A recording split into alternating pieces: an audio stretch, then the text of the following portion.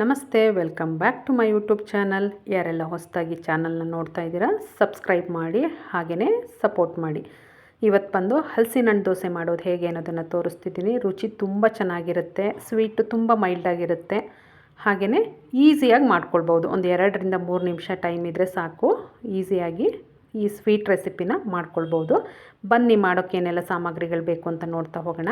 ಅರ್ಧ ಬೌಲಷ್ಟು ಹಲಸಿನ ಹಣ್ಣನ್ನ ಬಿಡಿಸಿ ನೀಟಾಗಿ ಇಟ್ಕೊಂಡಿದ್ದೀನಿ. 1 ಬೌಲ್ ಅಕ್ಕಿ ನೆನೆಸಿರ್ತಕ್ಕಂಥದ್ದು, 1 ಬೌಲು ಹಸಿ ತೆಂಗಿನಕಾಯಿ ತುರಿ, 1 ಲೋಟ ಬೆಲ್ಲದ ಪಾಕ, ಹಾಗೆಯೇ ಏಲಕ್ಕಿ 2.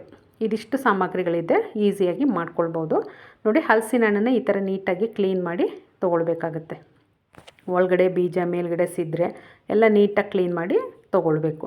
ಅದೆಲ್ಲ ಇದ್ರೆ ಏನಾಗುತ್ತೆ, ಮಿಕ್ಸಿ ಜಾರಿಗೆ ಸಿಕ್ಕಾಕೊಳ್ಳುತ್ತೆ, ನುಣ್ಣಗೆ ಗ್ರೈಂಡ್ ಮಾಡೋಕ್ಕೆ ಆಗಲ್ಲ. ಹಾಗಾಗಿ ನೀಟಾಗಿ ಗ್ರೈಂಡ್ ಮಾಡಿ ಈ ಥರ ನೋಡಿ ತೊಗೊಳ್ಬೇಕು. ಹಲಸಿನ ಹಣ್ಣನ್ನು ನೀಟಾಗಿ ಪೇಸ್ಟ್ ಮಾಡ್ಕೊಂಡಿದ್ದೀನಿ. ಇವಾಗ ಇದನ್ನು ಒಂದು ಬೌಲಿಗೆ ಹಾಕ್ಕೊಳ್ತಾ ಇದ್ದೀನಿ.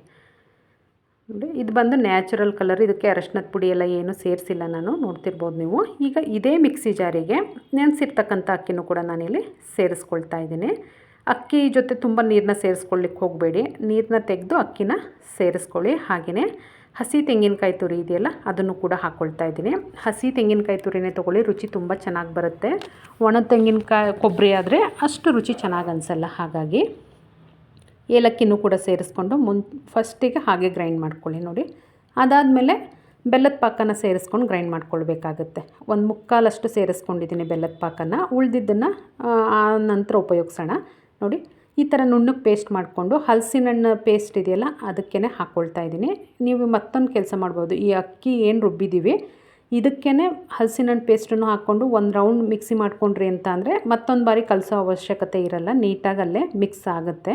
ಇಲ್ಲಾಂದರೆ ಈ ಥರನೂ ಮಾಡ್ಕೊಳ್ಬೋದು. ಹಲಸಿನ ಹಣ್ಣು ಪೇಸ್ಟಿಗೆ ರುಬ್ಬಿರ್ತಕ್ಕಂಥ ಅಕ್ಕಿ, ತೆಂಗಿನಕಾಯಿ ತುರಿ ಎಲ್ಲವನ್ನು ಹಾಕ್ಕೊಂಡು ನೀಟಾಗಿ ಮಿಕ್ಸ್ ಮಾಡ್ಕೊಳ್ಬೇಕಾಗತ್ತೆ. ನೋಡ್ತಿದ್ದೀರಲ್ವ, ಈ ಥರ ಇದನ್ನೆಲ್ಲ ನೀಟಾಗಿ ಮಿಕ್ಸ್ ಮಾಡ್ಕೊಂಡಾದಮೇಲೆ ಇದಕ್ಕೆ ಉಳಿದಿರ್ತಕ್ಕಂಥ ಬೆಲ್ಲದ ಪಾಕನ್ನು ಕೂಡ ನಾನಿಲ್ಲಿ ಸೇರಿಸ್ಕೊಳ್ತೀನಿ. ನೋಡಿ, ಸ್ವಲ್ಪ ಗಟ್ಟಿಯಾಗಿದೆ, ಕನ್ಸಿಸ್ಟೆನ್ಸಿನ ಅಡ್ಜಸ್ಟ್ ಮಾಡ್ಕೊಳ್ಳಿಕ್ಕೋಸ್ಕರ ಬೆಲ್ಲದ ಪಾಕ ಉಳಿದಿತ್ತಲ್ಲ ಅದನ್ನು ಸೇರಿಸ್ಕೊಳ್ತೀನಿ. ನಾನು ಏನು ಮೆಷರ್ಮೆಂಟಲ್ಲಿ ತೋರಿಸಿದ್ದೀನಿ ಇದು ಹಾಕ್ಕೊಂಡ್ರೆ ನಾವು ಎಕ್ಸ್ಟ್ರಾ ಎಲ್ಲ ನೀರೆಲ್ಲ ಸೇರಿಸೋದು ಬೇಡ, ಹದ ಕರೆಕ್ಟಾಗಿ ಬರುತ್ತೆ. ನೋಡ್ತಿರ್ಬೋದು ನೀವು, ದೋಸೆ ಹಿಟ್ಟಿನ ಅದಕ್ಕೆ ಬಂದಿದೆ ಇದು, ನೋಡ್ತಿದ್ರಲ್ಲ. ಇದಕ್ಕೆ ಸ್ವಲ್ಪ ಉಪ್ಪನ್ನು ಕೂಡ ನಾನು ಹಾಕ್ಕೊಳ್ತೀನಿ. ರುಚಿ ತುಂಬ ಚೆನ್ನಾಗಿ ಬರುತ್ತೆ. ಹಾಗಾಗಿ ನೀವು ಬೇಡ ಅಂದರೆ ಸ್ಕಿಪ್ ಮಾಡ್ಕೊಳ್ಬೋದು. ಇದಕ್ಕೆ ಏನೂ ಆಗಲಿ ಸೋಡಾ ಆಗಲಿ ಏನೂ ಕೂಡ ಹಾಕಲ್ಲ, ಆದ್ರೂ ದೋಸೆ ತುಂಬ ಸಾಫ್ಟಾಗಿ ತುಂಬ ಚೆನ್ನಾಗಿ ಬರುತ್ತೆ. ನಾವು ಮಸಾಲೆ ದೋಸೆ ಮಾಡ್ತೀವಲ್ಲ ಆ ಥರ ಕಲರ್ ಬರುತ್ತೆ, ತುಂಬ ಸಾಫ್ಟಾಗಿ ಬರುತ್ತೆ.